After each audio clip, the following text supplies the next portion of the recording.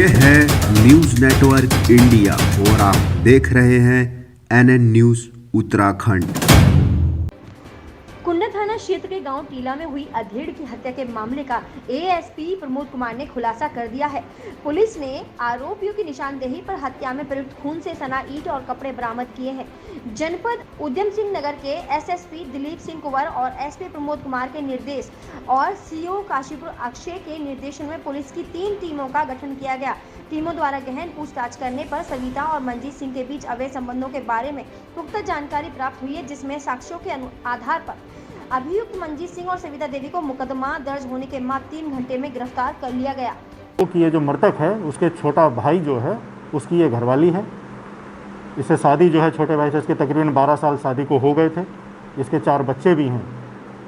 ये जो लेडी है सविता देवी, इसका प्रेम प्रसंग गांव का ही जो एक लड़का है जो कि इसके रिश्ते में गांव के नाते तहरे भाई उसका लड़का है, उसके साथ इसका तकरीबन 3 सालों से प्रेम प्रसंग चल रहा था।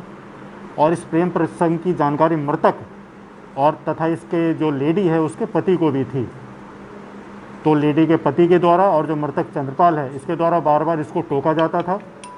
1-2 बार इनको रंगे हाथों भी पकड़ा गया था। तो मृतक के द्वारा टोका टाकी की गई क्योंकि इनकी बेइज्जती हो रही थी। उनके द्वारा इस लेडी को भी और मंजीत को काफ़ी समझाया गया, बातचीत भी की गई और कहासुनी भी हुई इनकी 1-2 बार। तो जब अभी आपने देखा कि लॉकडाउन लग गया था, उस दौरान इनका मिलना जुलना कुछ कम हो गया। तो अभी 13 तारीख को सविता देवी और मंजीत यहाँ से भागकर मुरादाबाद चले गए और इनकी जो है वहाँ जाकर शादी करने की योजना थी।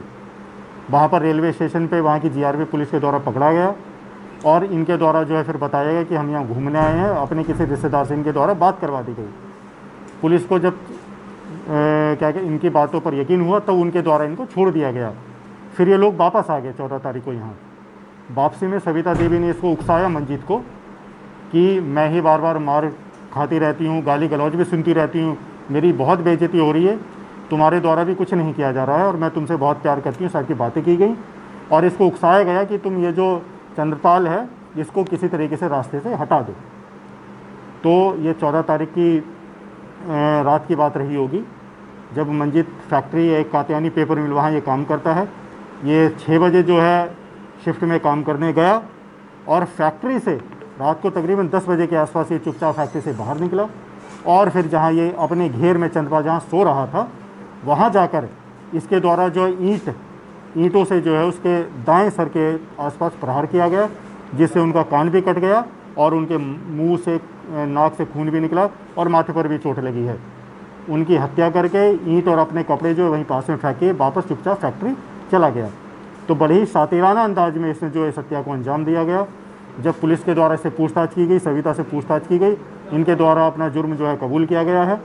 उसके बाद इनको हिरासत में लिया गया है और जो ईंट जो हत्या में प्रयुक्त इनके द्वारा की गई थी वो भी कब्जे पुलिस ले ली गई है और इनको अब जो है मेडिकल करवाने के उपरांत न्यायालय में पेश किया जा रहा है।